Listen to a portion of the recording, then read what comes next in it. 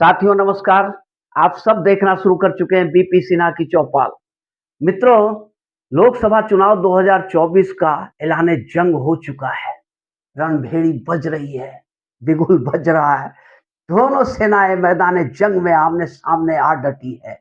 एक तरफ एनडीए गठबंधन है तो मुकाबले में दूसरी तरफ इंडिया गठबंधन है।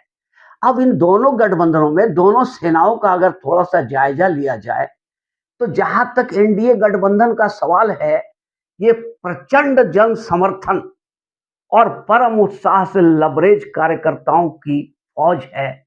और साथ में इसके जो जनरल हैं, बेमिसाल बेदाग छवि वाले, कर्तव्य परायणता की प्रकाष्ठा जिनमें है और विकास के हथियार से lace general Narendra Damodar Das Modi NDA का नेतृत्व कर रहे हैं। और दूसरी तरफ जहां तक बात है इंडिया गठबंधन की, कौन जनरल है, कौन कर्नल है, किसके नेतृत्व में चुनाव ये जंग लड़ेंगे, इसका अभी कुछ अता पता ही नहीं है। तमाम जन समर्थन तो है ही नहीं बिल्कुल, और उसके अलावे इनके कार्यकर्ताओं में उत्साह तो सिरे से ही गायब है। सबका मनोबल गिरा हुआ है, कंधे झुके हुए हैं। इनके जो तमाम जनरल्स हैं वो अभी से ही हार मान लिए। हार मानने का मतलब क्या है कि ईवीएम का रोना शुरू कर दिए। अभी चुनाव हुई नहीं और अभी से ही ईवीएम का रोना शुरू कर दिए। अरे इतना ही जब आपको पता है कि ईवीएम ही सब कुछ कर देगी, मोदी ईवीएम से ही जीत जाएंगे, तो फिर आप इलेक्शन लड़ क्यों रहे हो? आप देशव्यापी आंदोलन क्यों नहीं चलाते हो? भारत बंद क्यों नहीं बुलाते हो? तो इन्हें अपनी औकात मालूम है, क्योंकि इन लोगों ने इंडिया गठबंधन के तमाम नेता नेता जो है वो थेथरोलॉजी में पीएचडी कर रखा है। बस ये थेथरोलॉजी ही करेंगे, क्योंकि इन्हें अपनी औकात मालूम है। और जो तमाम सर्वे आ रहे हैं, ओपिनियंस पोल आ रहे हैं, वो सब क्या बयां कर रहे हैं, किस दिशा में संकेत कर रहे हैं, इसे बताने के पहले एक रिक्वेस्ट है कि मित्रों इस वीडियो को लाइक और सब्सक्राइब जरूर कर देंगे। साथियों, जो ओपिनियन पोल्स आ रहे हैं और जो रुझान सामने आ रहे हैं, वो क्या इंगित कर रहे हैं? अब ये जो युद्ध है, ये जो जंग लड़ी जा रही है 2024 की, ये एक निर्णायक जंग है। इस जंग से ही फैसला हो जाएगा कि भारत विकास के रास्ते पे चलेगा या विनाश के रास्ते पे चला जाएगा। भारत विश्व गुरु बनेगा या फिर से भ्रष्टाचार के दलदल में समा जाएगा।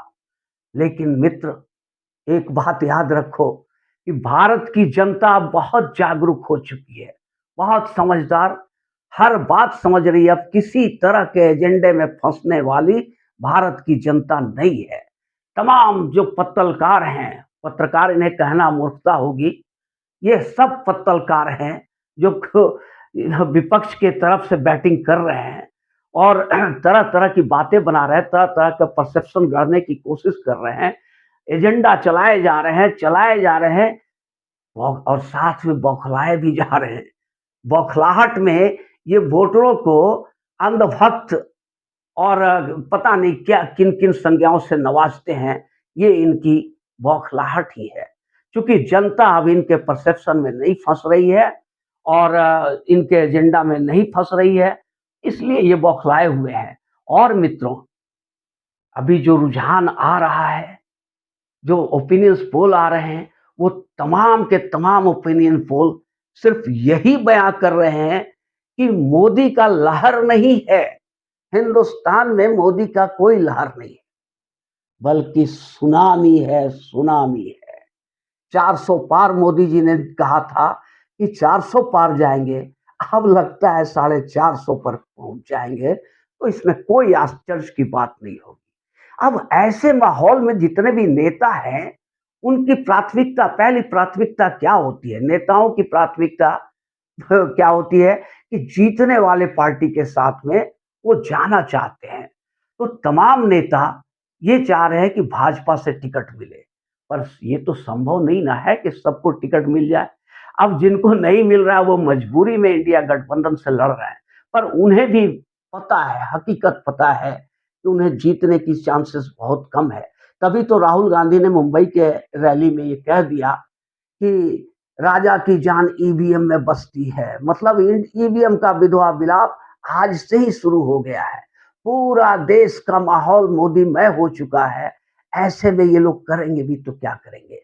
अब रहा बिहार का सवाल। फिर भी मोदी जो है, नरेंद्र मोदी कहीं भी, भाजपा कहीं भी कोई रिस्क लेने के लिए तैयार नहीं है। अपने एक एक सिपह सालरों को कस रही है, एक एक सैनिकों को उचित स्थान पे डिप्लॉय कर किया जा रहा है एनडीए के तरफ से। एकदम स्पष्ट रणनीति एनडीए की है। अब ऐसे में बिहार में बवाल हो गया है। बिहार में क्या हुआ कि पशुपति पारस और इनमें क्या नाम है, चिराग पासवान, दोनों चाचा भतीजे की लड़ाई में एनडीए परेशानी में फंस गया है। मोदी जी के चेहरे पे भी सिकन आ गया है, क्योंकि बिहार बहुत बड़ा प्रदेश है, 40 सीटें हैं, मायने रखती है 40 सीट लोकसभा इलेक्शन में। तो अब यहाँ पे पशुपति पारस और चिराग पासवान में ठन गई, आपस में दोनों चाचा भतीजा हैं और उत्तराधिकार के लेकर के ठनी हुई थी हाजीपुर सीट पर। हाजीपुर सीट चूंकि रामविलास पासवान का था, तो रामविलास पासवान के पुत्र होने के नाते चिराग पासवान का स्वाभाविक हक बन जाता है।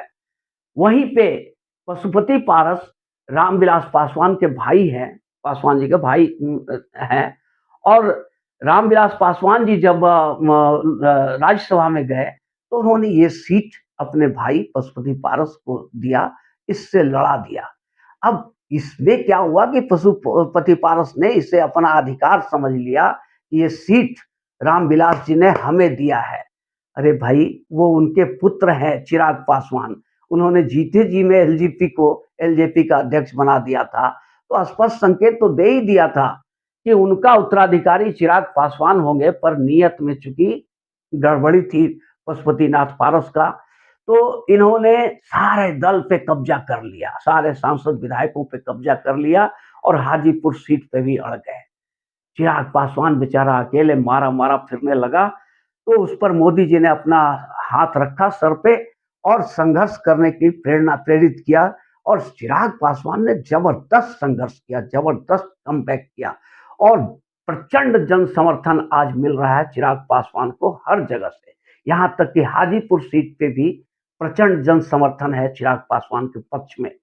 पशुपति पारस इस चीज को समझ नहीं पा रहे थे, उन्हें बहुत समझाने की कोशिश किया भाजपा ने कि भाई आप एक राज्यसभा का सीट ले लो, एक गवर्नर बन जाओ, राज्यपाल, और एक बिहार सरकार में मंत्री पद देते हैं। पशुपति जी को ये समझना चाहिए था कि भागते भूत की लंगोटी ले लें, पर वो तो अड़े हुए थे कि नहीं, हमें चाहिए तो चाहिए, 5 सीट भी चाहिए और हाजीपुर सीट भी चाहिए।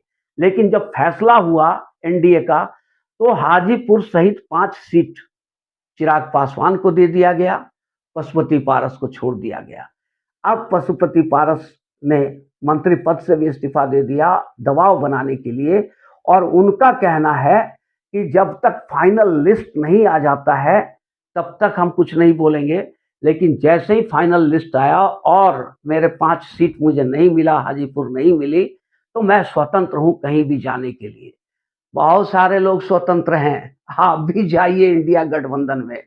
महाराज, भागते भूत की लंगोटी समेट लेनी चाहिए थी आपको, तो आप बिना मतलब का हट किए जा रहे हैं। इसे इसे ही कहते हैं विनाश काले विपरीत बुद्धि। जब नाश मनुष्य पे छाता है, पहले विवेक मर जाता है। तो ये धमकी हड़की भाजपा को आज के डेट में देना उचित है क्या? इतनी हैसियत नहीं है आपकी कि आप भाजपा को धमकी देंगे और कुछ नहीं बिगाड़ पाएंगे। हाजीपुर सीट भी जीतेगी भाजपा और बिहार का 40 से 40 सीट भी जीतेगी। जिस तरह का समीकरण है, आपको जहां जाना है आप चले जाओ पशुपति जी। मित्रों, अगर ये वीडियो आप लोग को अच्छी लगी हो तो एक लाइक और चैनल को सब्सक्राइब जरूर करें। धन्यवाद।